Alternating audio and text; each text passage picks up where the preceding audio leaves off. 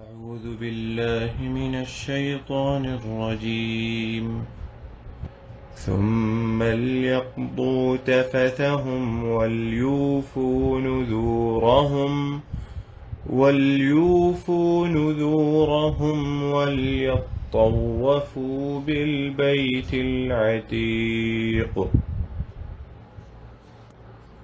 آگے اللہ تعالیٰ فرماتے ہیں، اگلی آیت اللہ تعالیٰ کہتے ہیں ثم ليقضوا تفثهم، ثم پھر، لیقضوا مکمل کرو یا اتارو، تفثهم، تفث کا مطلب یہ ہے، تفث کا مطلب میل کچیل ہے. ثم لیقضوا تفثهم، پھر اپنے اوپر سے میل کچیل کو دور کرو. یہاں پہ میل کچیل سے مراد، تفث سے مراد ابن عباس رضی اللہ تعالیٰ عنہ فرماتے ہیں کہ تفث جو ہے وہ مناسک، تفث سے مراد مناسک حج ہے. کچھ علماء نے کہا کہ نہیں، اس سے مراد میل کچیل اور بالوں کا منڈوانا ہے. یعنی جب یہ سارے معاملات اور مناسک پورے ہو جائیں گے، مینا سے شروع کریں گے جو 8ویں تاریخ ہے، وہاں سے یوم عرفہ 9ویں تاریخ، وہاں سے پھر 10ویں تاریخ کے جو اعمال ہیں جو نبی اکرم صلی اللہ علیہ وسلم نے کیے، اس میں سے یہ ہے کہ نبی اکرم صلی اللہ علیہ وسلم نے قربانی کی مینا کے اندر، کنکریاں ماری مینا میں جمرۃ العقبہ پہ. اس کے بعد آپ صلی اللہ علیہ وسلم نے قربانی کی. قربانی میں آپ صلی اللہ علیہ وسلم نے 100 اونٹ قربان کیے، جس میں سے 63 اونٹ جو ہیں آپ صلی اللہ علیہ وسلم نے خود نحر کیے، خود قربانی ان کی 63 اونٹ رسول اللہ صلی اللہ علیہ وسلم نے ان کی قربانی خود کی. اور باقی جو ہے حضرت علی رضی اللہ تعالیٰ عنہ کو کہا کہ باقی کی قربانی کریں، اور پھر حکم دیا کہ ہر اونٹ سے کچھ حصہ گوشت کا نکال کے اس کو پکایا جائے. پھر آپ صلی اللہ علیہ وسلم نے اس کو خود کھایا اور صحابہ کرام میں بانٹا بھی. تو نبی اکرم صلی اللہ علیہ وسلم کا دوسرا عمل قربانی کرنا تھا، تیسرا عمل آپ صلی اللہ علیہ وسلم کا بال منڈوانا تھا، چوتھا عمل آپ صلی اللہ علیہ وسلم کا 10ویں تاریخ کو حرم جا کے طواف کرنا تھا. اور اس کا اللہ تعالیٰ ذکر کر رہے ہیں ثم لیقضوا تفثهم، اپنے بال منڈوائیں، ولیوفوا نذورهم، یوفو وفا سے ہے، یعنی پوری کرو، نذور اپنی نظریں، جو نظر مانی ہے. اب اس کے متعلق کچھ علماء کہتے ہیں نظر سے مراد ان حاجیوں کی کوئی نظریں ہیں جو انہوں نے مانی ہو کہ ہم مکہ جا کے فلانا کام کریں گے یا فلانی چیز کریں گے، وہ نظر ہے. کچھ علماء کہتے ہیں کہ نہیں، اس سے مراد نظریں نہیں ہے بلکہ حج کے اعمال اور قربانی ہے. یعنی حج کے اعمال مکمل کرو اور قربانی کرو، اور اس کے بعد کیا کرنا ہے، وَلْيَطَّوَّفُوا، اور پھر طواف کرو، بِالْبَيْتِ الْعَتِيقِ، کعبے کا. بیت عتیق سے مراد کعبہ ہے. عتیق کا مطلب آزاد، یعنی آزاد گھر. اب بیت العتیق، کعبے کا نام، کعبے کو بیت العتیق کیوں کہا گیا ہے، یہ میں تھوڑی دیر تک انشاءاللہ اس کو بیان کرتا ہوں، بتاتا ہوں. پیچھے آ جائیں ذرا. وَلْيُوفُوا نُذُورَهُمْ، اور اپنی نظر جو ہے وہ پوری کریں. اب یہاں پر ایک بات ہے کہ نبی اکرم صلی اللہ علیہ وسلم کے اعمال کی جو ترتیب تھی، 10ویں دن یوم النحر جس کو کہا جاتا ہے، وہ یہ تھی کہ آپ صلی اللہ علیہ وسلم نے کنکریاں ماری جمرۃ العقبہ پہ، اس کے بعد قربانی کی، بال منڈوائے، پھر طواف کیا. اب اس کے اندر پہلے میل کچیل اتارنے کے اندر بال منڈوانا آ جاتا ہے. پھر اس کے بعد اللہ تعالیٰ طواف کا ذکر کر رہے ہیں، وَلْيَطَّوَّفُوا، اور رسول اللہ صلی اللہ علیہ وسلم کے اعمال میں طواف جو تھا وہ سب سے آخری تھا. وَلْيُوفُوا نُذُورَهُمْ، اپنی نظریں پوری کریں، یعنی اپنی جو قربانیاں ہیں ان کو کریں. یعنی ترتیب تھوڑی سی مختلف ہے. تو اس سے یہ بھی پتہ چلتا ہے کہ جو نبی اکرم صلی اللہ علیہ وسلم کی ترتیب تھی، کچھ صحابہ کرام کی ترتیب مختلف تھی اس روز. تو نبی اکرم صلی اللہ علیہ وسلم سے آ کے پوچھنے لگے کہ آپ صلی اللہ علیہ وسلم حلقت قبل ان اذبح، آپ صلی اللہ علیہ وسلم میں نے بال پہلے کٹوا لیے قربانی کرنے سے. آپ صلی اللہ علیہ وسلم نے کہا افعل ولا حرج، کوئی بات نہیں ہے. پھر کچھ صحابہ کرام آئے، انہوں نے کہا کہ آپ صلی اللہ علیہ وسلم میں نے طواف پہلے کر لیا، باقی اعمال بعد میں کیے ہیں. آپ صلی اللہ علیہ وسلم نے کہا افعل ولا حرج.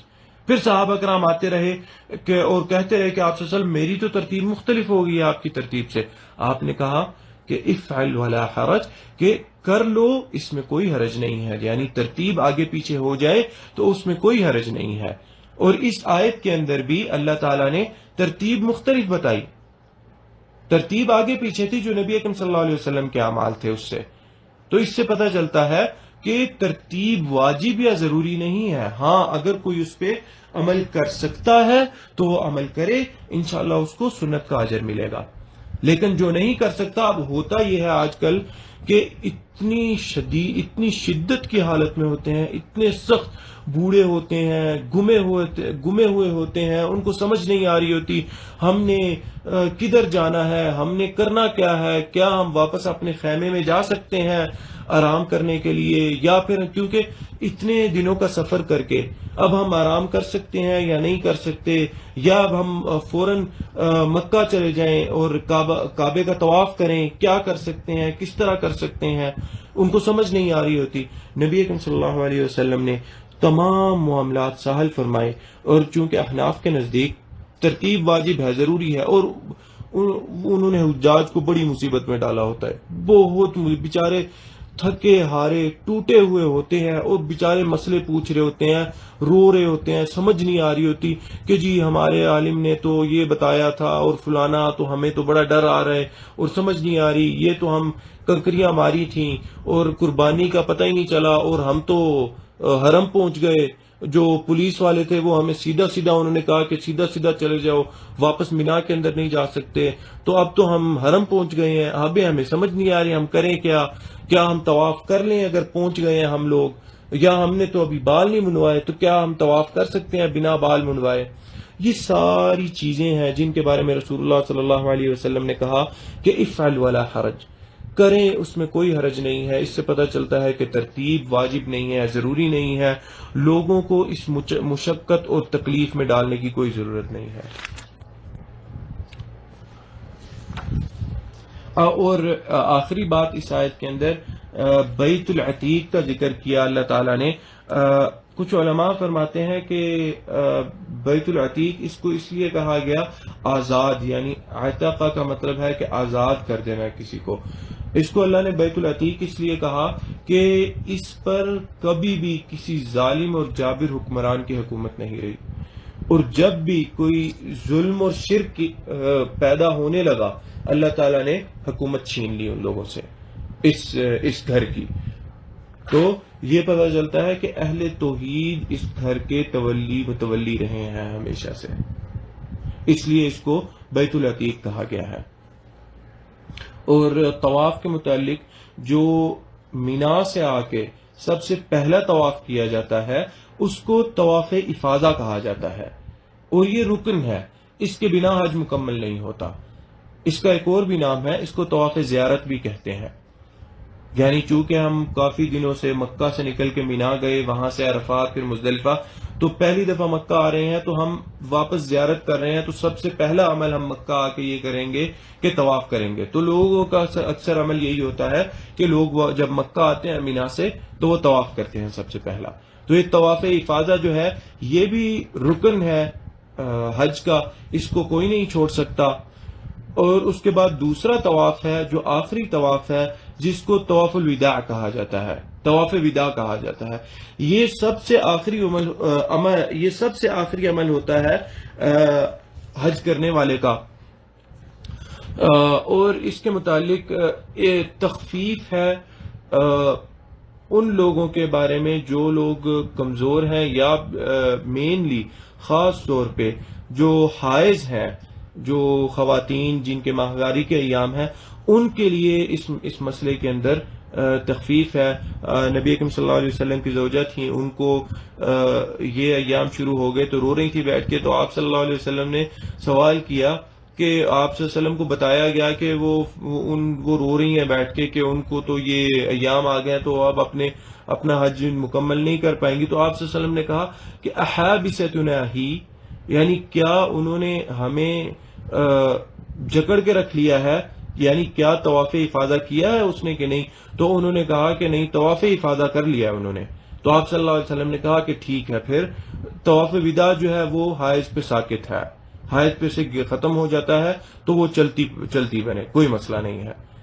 تو سب سے آخری جو عمل ہے اللہ تعالیٰ کے گھر کا، جب ہم آتے ہیں حج کے لیے تو سب سے پہلا عمل بھی طواف ہوتا ہے، اور جب واپس جانا ہے تو سب سے آخری عمل بھی طواف ہے۔ اللہ تعالیٰ سے دعا ہے کہ اللہ تعالیٰ نیک عمل کرنے کی توفیق عطا فرمائے، جو کہا اور جو سنا اس پر بھی عمل کرنے کی توفیق عطا فرمائے۔ ھذا واللہ تعالی اعلم، وصلی اللہ علی نبینا محمد وعلی آلہ وصحبہ اجمعین۔